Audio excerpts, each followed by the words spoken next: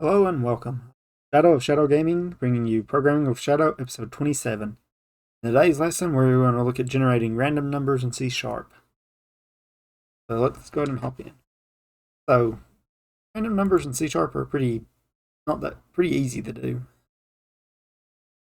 So, all we're going to so let's talk about what a random number is first. So it's just a way to introduce randomness into a program, and C# builds that in through the system library. So we have a random class.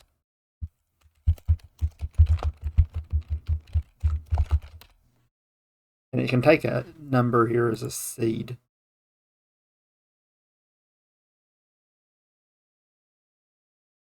Let's see.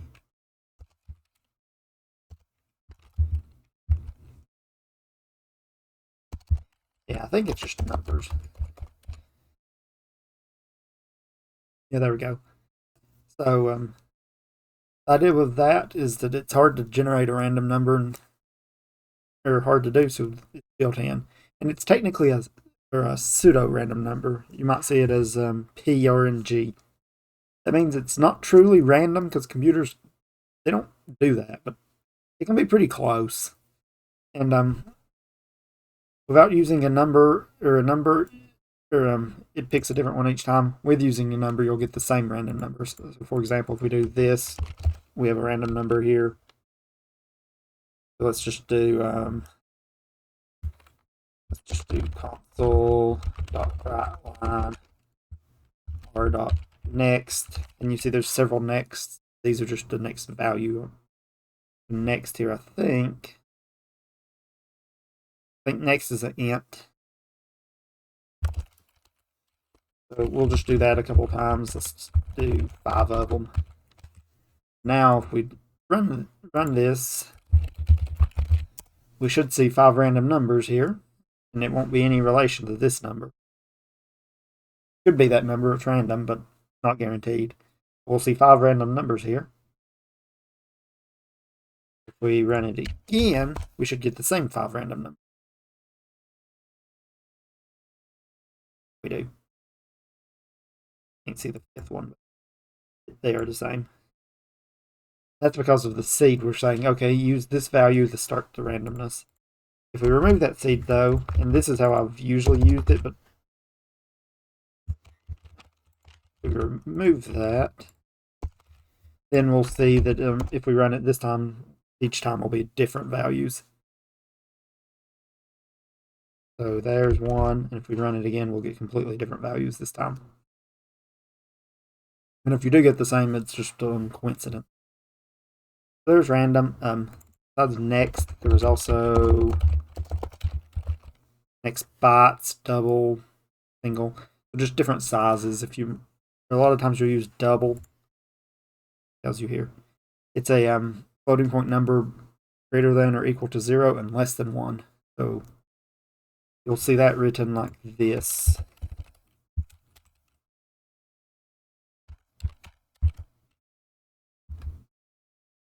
I think either that or I got them backwards.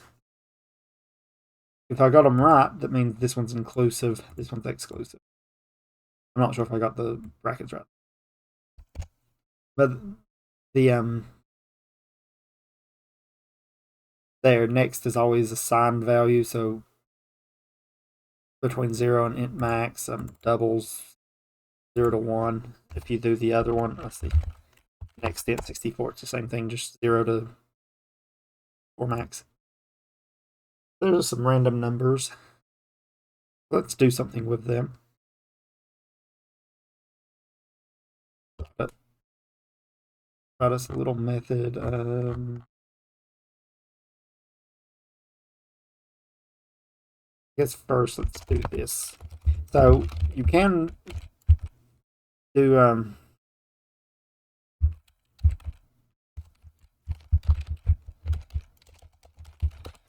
you can put it in the program like this, but generally you'd only want to create a random number generator once, and you want to use that one instead. So we'll just do that here. And now, I guess we need to say it's static. Now we can use it elsewhere. So let's try this. Private static int. We'll say roll dice. Roll die. So we're going to use that as our example. So do g.next. So that almost works, but there's going to be an issue.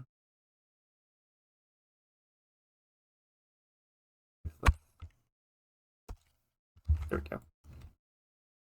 So problem with this is it's going to be in this huge range here, so we need to restrict it. So that's what the overloads are for. If you give it one value, I'm going to give it a 1.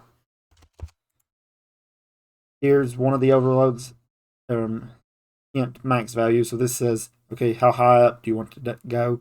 Right now, it would only give me numbers between 0 and 1. So you treat that like a dot, like a coin, if you wanted to. There's a second option though, and then it becomes minimum value, max value. The important thing with max value is it's an exclusive upper bound. That means you won't hit that upper value. So this says range from 1 to 6. So now we go ahead and write that out. We'll have something like this. Let's do console.writeLine.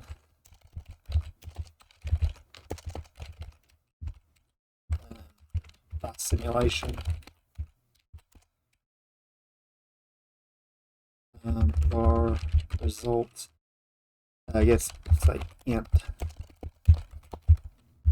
results equals new int 6. So let's do some statistics here. Int I equals 0, I less than 1,000, equals plus. Int roll equals roll die. Result roll minus 1. So all we're doing there with the roll minus 1s, they start at 0. The array here is 0 base, so we need to keep that in mind. So let's take a total. So for int I equals 0. So let's print out the array now. So we'll just do something like this, where we just print out the numbers as we go. Side I plus 1.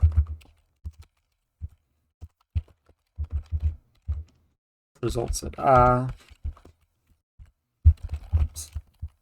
There we go, something like that. And then we'll say total plus equals results at I.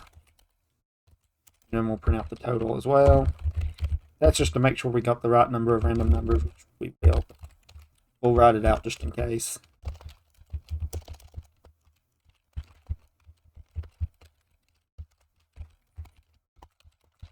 I'm going to do it like this just so I can do it later. We're just going to do console.writeLine. We could do the /n like I was just doing, but it's not going to work as easily, so we're just going to copy this and do it like this. So there we go. So here we should have us a simulation. So let's see what happens. If we run this, we should get some statistics and a total that says 1,000. We ran 1,000 times. So what are we looking at here? So those numbers look sort of the same, and that's because they should be, because it's what's known as a uniform distribution. So that means each number that's possible is just as likely to come up as another one. If we extend the number, we make this 1,000,000 instead of 1,000.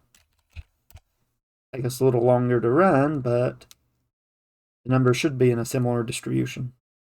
And look, they're all 160,000 and right around that number. So it's uniform. They're not guaranteed to be all even, but they're going to be pretty close. And that's more similar to randomness, like I think of randomness. That's called a uniform distribution. There's non-uniform distributions as well. That's what we're going to spend most of the day on. So there's just an example using just basic RNG. So let's do a more advanced one with a normal distribution.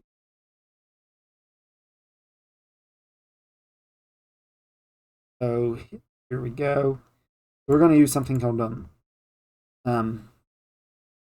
Box-Muller's transform, basically. It's going to be something of the form.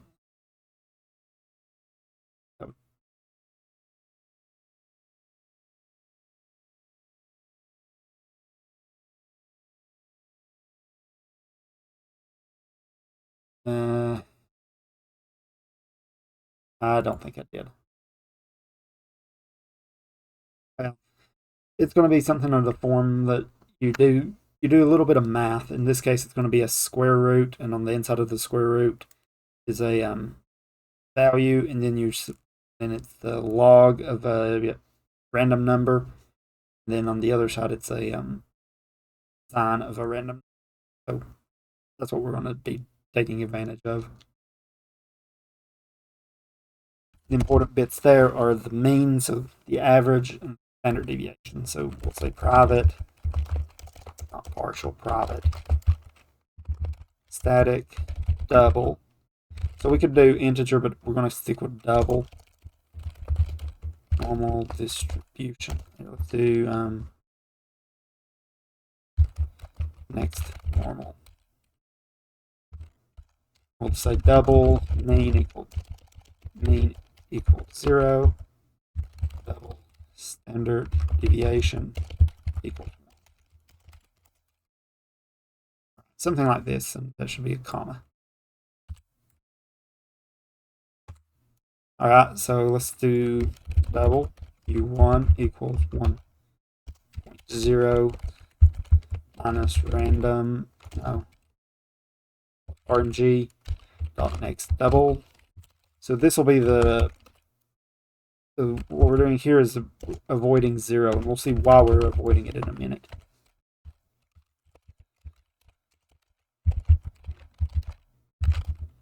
The reason we're avoiding 0 in this case is that we're going to be taking the log of something, and the log of 0 is undefined. So the next double gives us something between 0 and 1. So subtracting that, if it's 1, the 1's exclusive, so it won't hit 1. So the max we could have, let's say it's 0.9999, so a bunch of 9s. It would still not hit 0 in that case. On the other side, if we get a 0, 1 minus 0 is 0. So we're basically just raising the range there. That's all we're doing with this.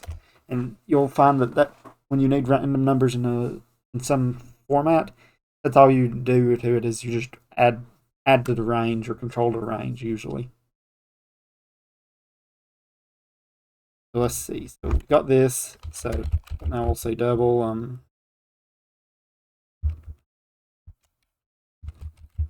random standard normal equals math dot square root. So so if you look up the Box-Muller algorithm here, I'll comment it here.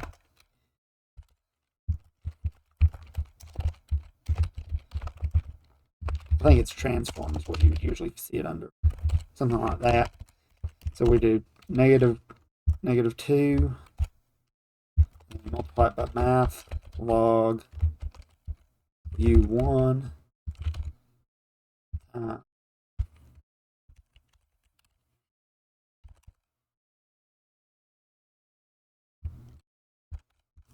in there times math.sine to O. This one's positive. Math.pi times u2. So there's a lot there, and we'll return, and we'll get the mean, standard deviation, times standard normal. That should give us a value in a normal distribution around this mean of the standard deviation. So let's go ahead and try this. So let's up here. Sorry, I'm moving up to the example. We'll do console.writeLine. Let's say normal distribution. Copy these two lines because we're going to close with this. In the middle here, we'll do something like, let's do a list double. Let's say we're calculating. Say we've got IQ scores and we're spreading them out over a range. I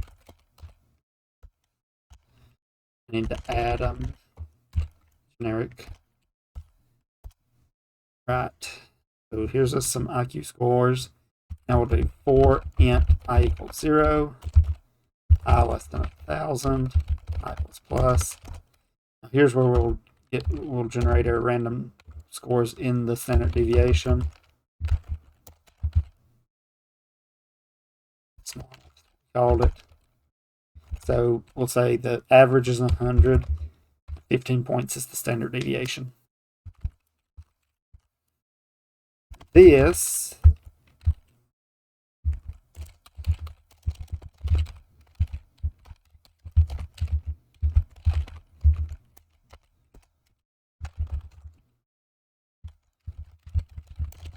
score in IQ scores. So just print them out here like we did a minute ago. So we're collecting all the data into specific, I'm saying buckets here, and I would say you'll run into that occasionally. Basically, we're grouping them into groups based on the value here. So we're going to say something like this equals math.clamp. Well, I don't know if we've used this yet. Let's see if it tells us. So it returns values clamped to the inclusive range. So it's saying whatever's in the min and the max, it takes that value and forces it into that range. So we're basically going to say, okay, it's between 0 and 10, or 1 and 10, or 0 and 9. So what we're going to do is we're going to take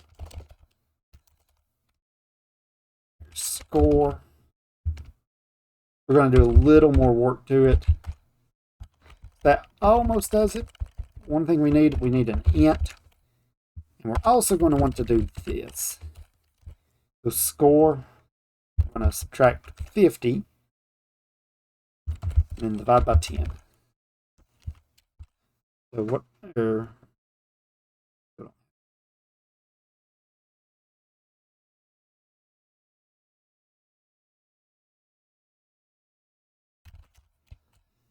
typo bucket. So here we're just putting them into the range we need them in. All we're going to do is we're going to say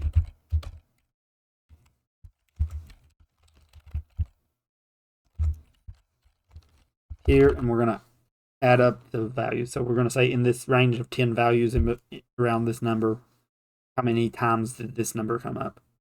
Like I said, we need to print that out. So then we'll do for int I equals 0, I less than plus. Then we'll do console.writeLine.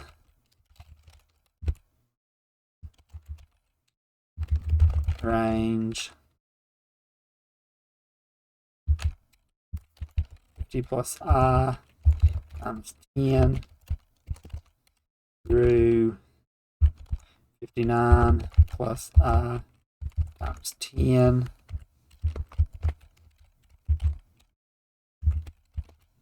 Something like that. And there we should have a range. So let's see if we do. So this will generate us something that would be a normal distribution. So this is a normal distribution is a bell curve. It sort of centers around at some point. So right around 99 to 100 here. Let's say there's the mean. We said 100 was the mean, so that makes sense. And it sort of spreads out evenly around it, like sort of rises and criticals down. called a bell curve. So I have to look up some statistics on information about it, but that's what it's doing, and its usefulness is it models a lot of real world things. Maybe not a lot, but it makes sense when something's near the distribution, like IQ scores. Like most people are near the average within so many points of it. We're saying 15 points is a standard deviation. Everyone's in that average for the most part. That's what we're saying here, and that's what a normal distribution can be used to model. That's the purpose with a lot of these random ones we're looking at now, is model things. So there was an implementation, and did a Box-Muller transform to get this. If you graph this out, you should have these numbers. Like I said, you sort of see from the look that they're going to form a sort of a curve of paint. They're going to do some sort of a curve that's sort of normal, sort of like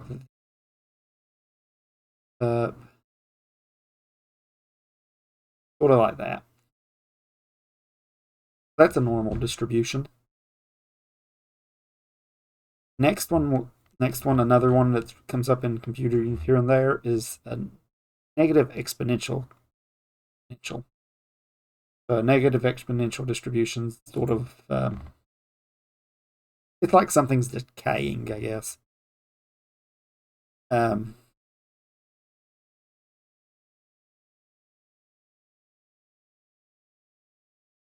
to think of a good example. I can't think of a good one right now, but it's the time, like,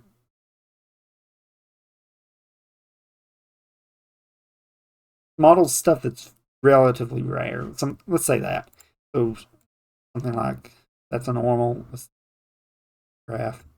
But it does something like this. Where it's more common and gets less common as it goes further. I'd like to think of a good example of that, but I'm not thinking of one right at the moment. But something like this is a negative exponential. So it's negative because it's going down. It's exponential to be going up. These go down. And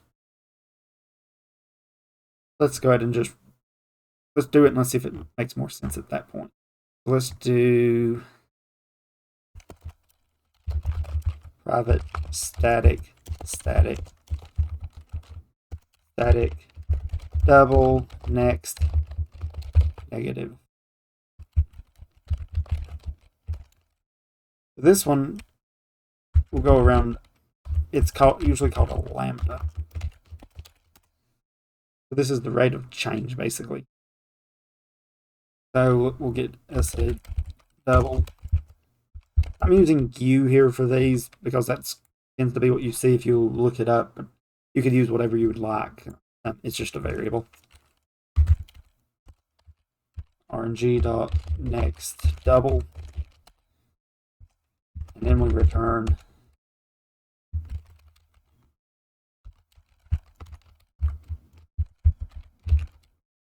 I should do it the same way as I did before, just to be system. Let's do it like this. We'll do 1 minus that. We'll just use U here. So that's for the same purpose. Can't do log on a 0. Probably tells you that. Can't do it on a 0, so that's all we're handling there. It actually doesn't tell you. You can't do that.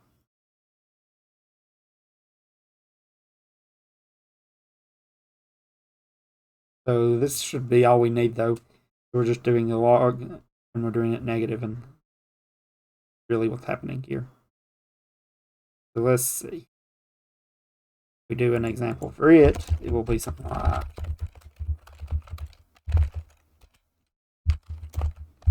negative exponential distribution. Be our 2 right lines again. Here we go. So for this example,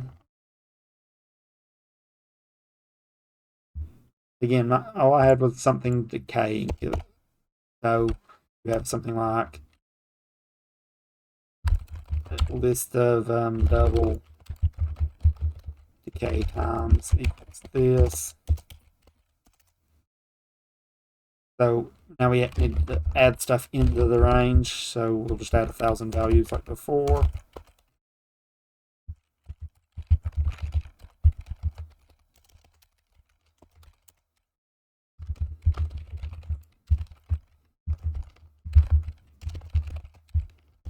Next. You can tell that's not what I used in my example. So we're saying take the time every half unit. So maybe half a second, whatever our time frame is. Then we can do our buckets again. We do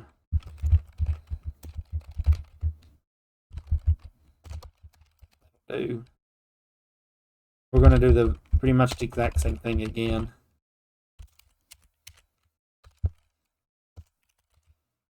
So I think I've mentioned var before. I just noticed I've used it a couple times here. So what I'm doing here is this is just an int array. It'll even tell us. It says it's nullable. Here if it's nullable. This is an int array though, and I'm using var there just because it's simpler to type them. I just noticed I may not have showed var. I may have done it before, but I may not have actually showed. All this is doing is says, okay, let the compiler figure out what we're putting in here. So since I'm doing a new over here, it knows it's a int array. And sometimes that can be useful, like in this case. Sometimes it's not. It just depends on what you're doing.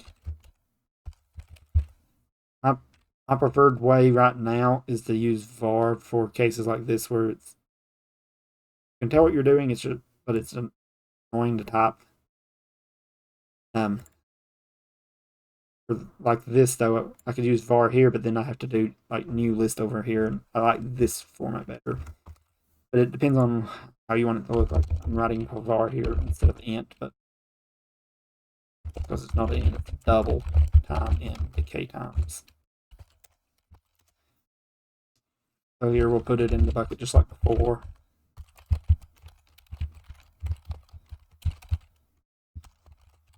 But here we do a little bit less work because we don't need to.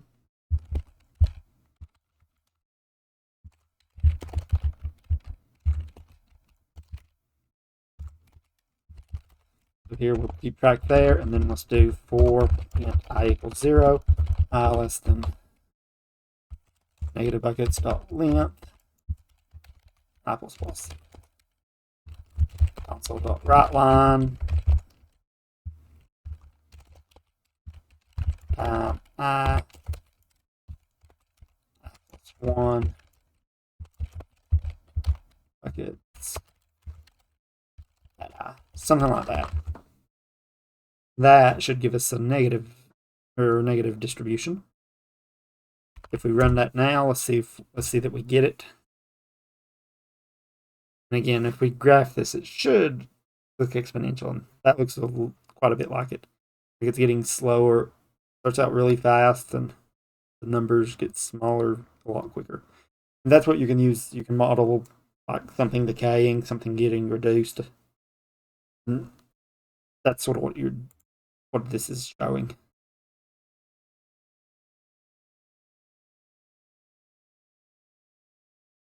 So a third one, this will be the last one we actually look at. It's called something in French, Poisson maybe, Poisson. You're doing your you're modeling like a something discrete. You're doing you're modeling like maybe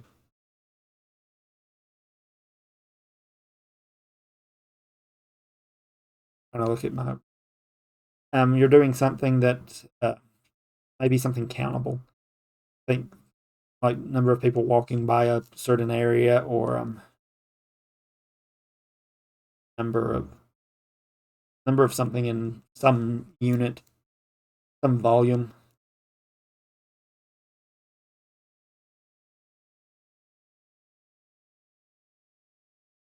Oh, here's it's a number or model the number of a particular events that occur in a specific amount of time. So you have a time frame and you're saying how many of something happens. That's what we're going to do in the next lesson. So this one will come up again.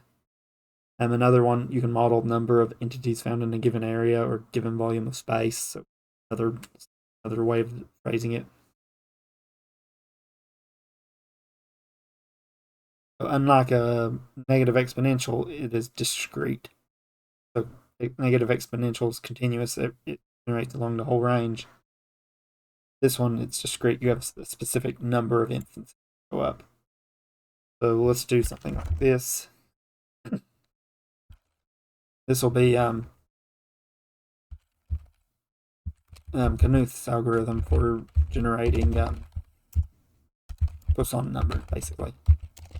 Things in a Poisson distribution.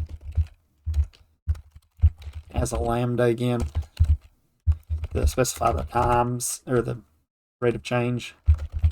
So double L. So L stands for limit. Let's just write limit. I think you will usually see it as a capital L, though. We're going to use XPS, EXP, so exponential.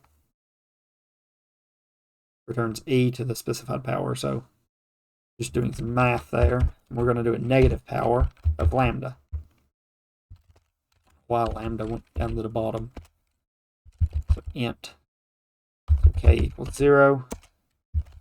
Double p equals 1.0.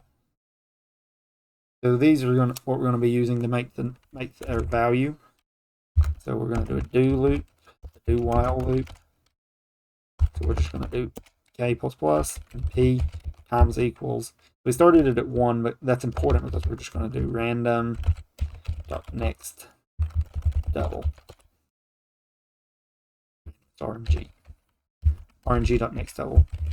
And while p greater than limit.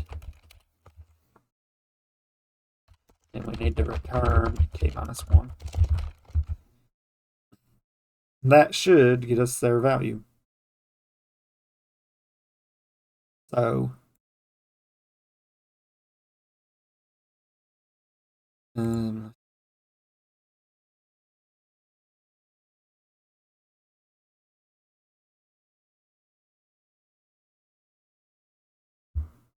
going to try to explain it, but I don't think I can. So this is looked up the algorithm and ended it. So it has a limit, which is the e the negative exponent. So it gives us something like, gives us a line somewhere. It says, okay, this is as far as you can go. Then we just keep generating numbers until we're up to the limit.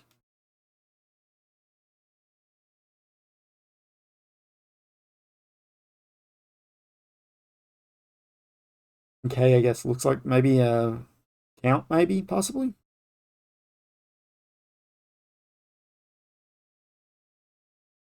Yeah, not completely sure, but it should generate us a range. And that range should look sort of like, I always thought it looked sort of like a normal distribution, but maybe not normal. So normal distribution looks something sort of like that, with everything's in specific ranges. This one can be a little more like that. This one will be something more like shallow or early, and be closer to normal. It depends on how you're modeling and how it ends up looking.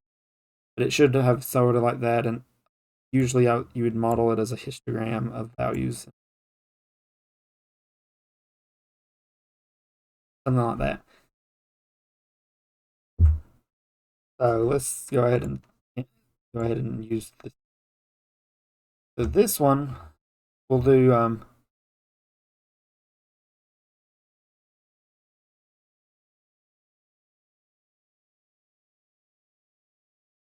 let's say we do maybe we're modeling call center. Let's do that. So let's say the number of calls we get in some time period.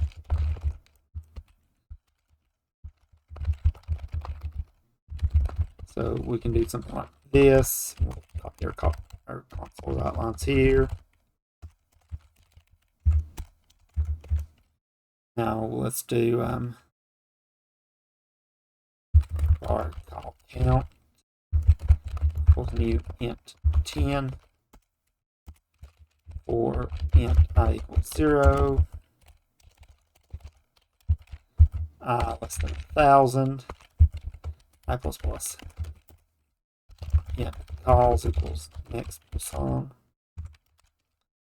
We'll do 3. We're saying 3 units of time is the average between the calls.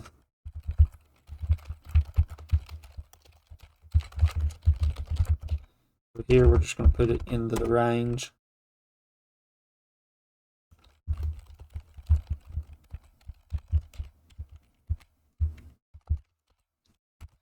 And then we'll just print it out.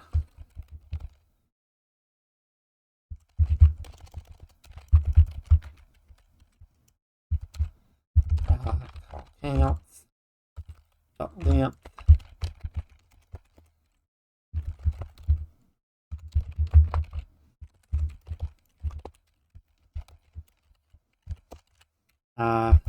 calls.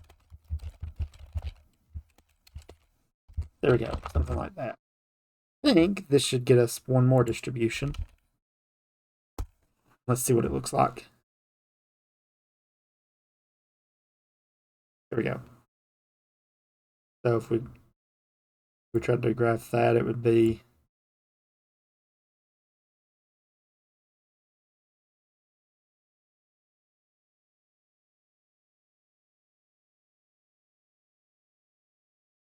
sort of that general shape. These are bad graphs. If we graphed it out, we could make it look better. But it looks sort of like that. So there we go. There's a theta. So that's 4 distributions. Those 4 distributions are a uniform distribution, so like dice rolls, coin flips, something that you expect the same probability each time. And then 3 non-uniform distributions: a normal distribution, a bell curve basically, a negative exponential distribution, something decreasing, and a Poisson distribution. A count of discrete events during something, or count of something within an area. So those ones are sort of the common ones that I think are most likely to be ran into. Actually haven't done anything much with randomness myself, but if you're doing simulations, this is where you run into this kind of thing. Maybe games, maybe you're making a game and you want to all in random events to happen in a normal distribution around something. Go exponential eventually. So that's how these can be used. That's where we'll look at next lesson, is we'll actually start using this. So last lesson was cues. This lesson is randomness. So we're going to do some kind of simulation. I haven't 100% laid it out yet, but that is some kind of simulation where we simulate maybe a maybe registering for an event. It's great, something gets into the distribution. And we're simulating how many registers it would take to keep the number under maybe say a couple, like 5 or 6 lines short. Try to simulate how many it would take to do it based on it taking so long to do whatever registration you're doing. I think I did something very much like that in college, so I think that would be a good direction.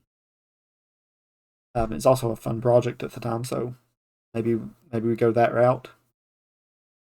But I think this is far enough along that we've hit the topics that I want to cover there, so that may be the plan for next time. That brings that if it goes well and that I don't find anything else, it may bring us to the first block of what I was planning on for this programming with Shadow. And at that point, we may take a little break not from programming, but from progressing. We may go back and fill in some gaps here and there with different knowledge-based things. For example, I don't think we've really talked about binary, but binary is the background of everything here, and we may play around with it a little bit more. May do a few projects, something like that. Take a break from expanding and focus back on smaller topics. That may be the plan, and during that time, I could be making plans for where we go next. Whether it's more data structures, so maybe we look at the graphical part of it.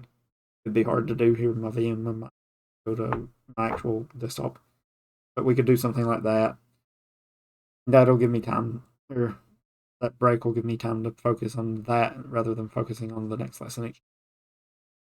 I'll think about that and try to decide by the time we finish the next lesson. So, or maybe not next lesson, but when we finish the next project. But I do want to do at least a project here of queues and here. So that's the plan. So we're going to call it with that one then. And good on time, so we'll call it here. So this has been episode 27 of Programming with Shadow. Thanks for watching. Wonderful day.